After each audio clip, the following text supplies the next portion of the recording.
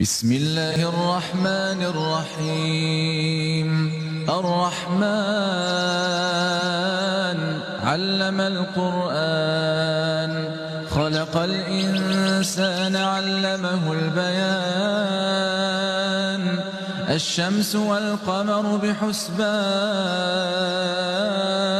والنجم والشجر يسجدان.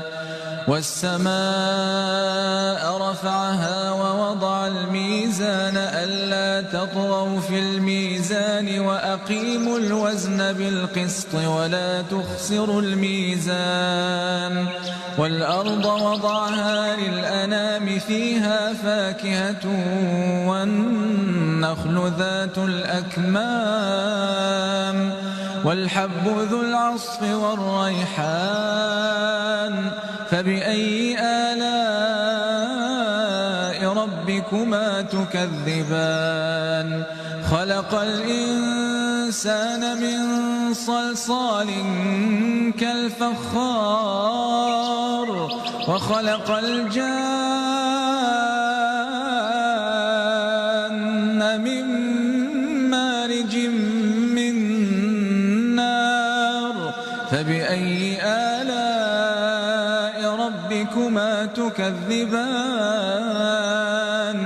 رب المشرقين ورب المغربين. فبأي آلاء ربكما تكذبان؟ مرج البحرين يلتقيان، بينهما برزخ لا يبغيان. فبأي آلاء ربكما تكذبان؟ يخرج منهما اللؤلؤ والمرجان. فبأي آلاء ربكما تكذبان؟ وله الجوار المنشآت في البحر كالأعلام. فبأي آلاء ربكما تكذبان؟ كل من عليها فان، كل من عليها فان، ويبقى وجه ربك ذو الجلال والإكرام. فبأي آلاء ربكما تكذبان؟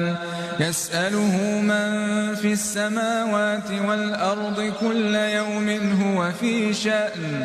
فبأي آلاء ربكما تكذبان؟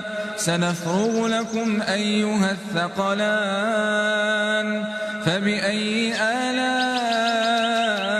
ربكما تكذبان؟ يا معشر الجن والإنس إن استطعتم أن تنفذوا من أقطار السماوات والأرض فانفذوا لا تنفذون إلا بسلطان. فبأي آلاء ربكما تكذبان؟ يرسل عليكما شواظ من